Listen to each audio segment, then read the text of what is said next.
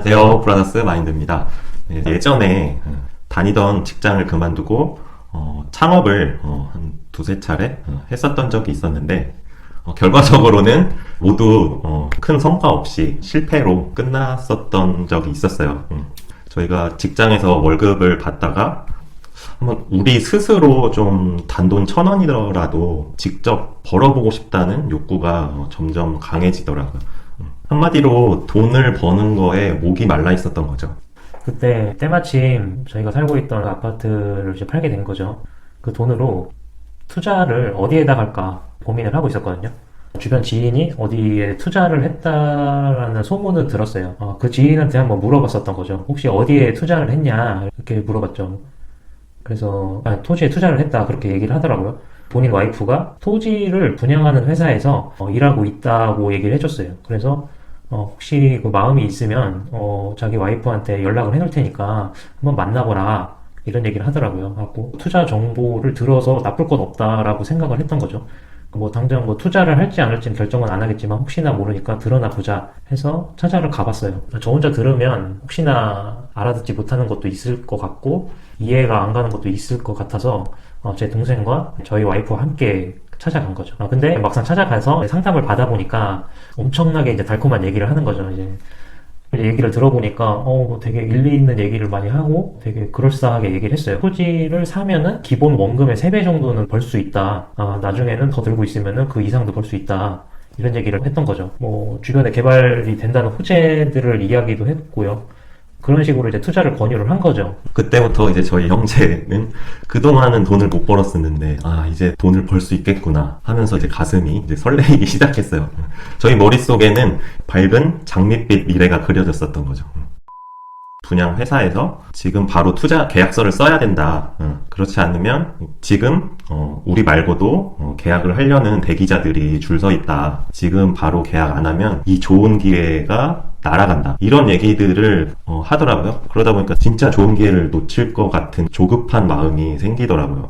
이제 같이 동행했던 이제 아내는 바로 계약하지 말고 다시 잘 알아보고 계약을 해도 늦지 않다. 이런 얘기를 했었어요. 당장 계약하는 거를 좀 말렸었죠.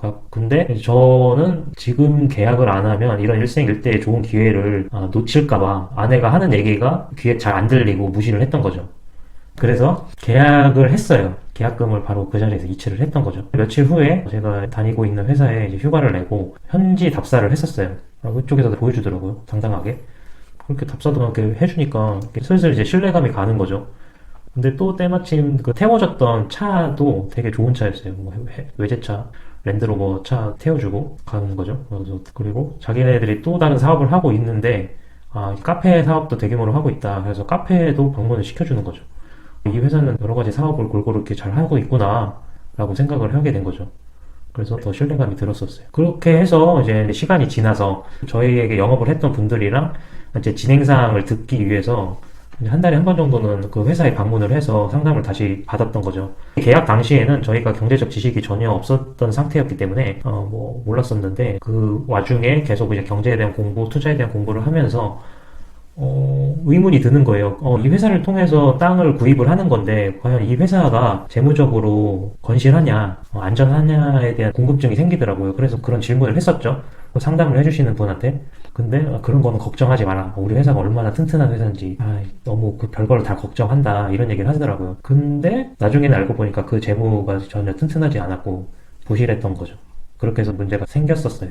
그때 어떻게 보면은 계약을 하고 바로 저희한테 그 토지에 대한 소유권인 등기가 이전이 됐어야, 원래 보통 같았으면 그랬어야 되는데 토지에 대한 개발 허가를 받는데 시간이 걸리고 그 이후에 저희한테 등기 이전이 되는 구조라고 했었고, 그런데 알고 보니까 저희한테 등기 이전하기 전에 그 회사의 대표가 그 토지들을 담보로 이제 대출을 받았던 거죠. 그러니까 저희는 근저당 우선순위에서 후순위가 된 거예요. 아니나 다를까 재무가 부실한 기업이 결국은 문제가 터지더라고요. 그래서 은행에게 그 담보된 토지들이 넘어가게 된 거죠. 그 피해들이 이제 고스란히 이제 저희 같은 이제 개인 투자자들한테 떠밀렸던 거고, 결과적으로 저희는 이제 좀 큰 돈을 손실을 봤던 경험이었던 거죠. 지금은 이제 시간이 좀 많이 지나서 이렇게 좀 밝게 얘기하고 있지만 그 당시에는 굉장히 저희한테는 쓰라린 경험이었던 것 같아요. 이제 더 짜증났던 거는 그 아파트를 팔고 이제 그 투자한 토지는 날라간 거고 그 판 아파트는 2배 이상이 올라가더라고요. 스스로에 대해서 너무 화가 났고 아 이렇게 아무것도 모르면은 기회가 있어도 이렇게 잘못될 수가 있구나라는 생각을 다시 한번 하게 됐고 많은 것을 깨달았습니다. 하고 저희 와이프에게도 지금은 되게 미안하고 평생 이 일로 죄인처럼 살고 있습니다. 이런 걸로 봐서는 여러분 앞으로는 아내 말을 잘 들어야 됩니다. 아내 말을 안 듣다가는 제꼴납니다. 어떻게 보면 저희가 큰 수업료를 내고 인생에서 좀 중요한 포인트를 깨닫게 된 거죠. 저희가 이런 스토리를 좀 솔직하게 말씀드리는 건 비록 저희는 큰 돈을 잃고 배우게 됐지만 이 영상을 보시는 이제 여러분들은 돈을 잃기 전에 그런 일을 피했으면 하는 바람에 이렇게 저희가 말씀을 드립니다. 그리고 뭐 저희에게 그 투자를 권유했던 분들도 당시에는 저랑 되게 얘기도 많이 하고 가깝게 지내려고도 했었는데 이런 일이 발생한 이후로 그분은 이제 저한테 되게 미안할 거예요. 미안하니까 제 얼굴을 이제 더 이상 앞으로 살면서 보기가 어렵겠죠. 저도 그렇고 불편해진 거죠. 그분도 뭐 되게 잘못했겠습니까, 스스로. 뭐 잘 몰랐으니까 뭐 잘 모르는 거를 영업을 했던 건데 본인도 잘 모르는 거를 남한테 권유하지 말아야 된다고 생각해요. 그게 진짜 사람도 잃고 돈도 잃고 다 잃어요. 저희도 앞으로 투자를 할 때도 남에게 웬만하면은 투자 권유는 안 하려고 하고 아무리 저희 입장에서 좋다고 생각해도 남한테는 좋지 않을 수가 있기 때문에 누구에게는 이기적일 수도 있지만 저희만 알고 투자를 해야겠다. 남에게는 권유를 안 해야겠다.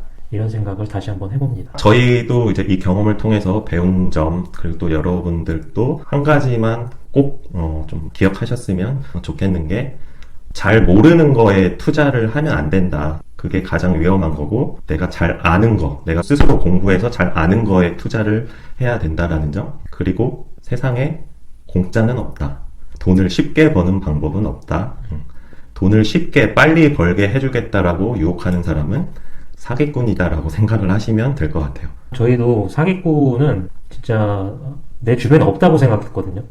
근데 내 주변에도 알게 모르게 사기꾼이 있다는 거를 다시 한번 이런 비싼 수업료를 내고 다시 한번 깨닫게 됐습니다. 오늘의 이야기는 여기까지 하고 다음에 또 만나요.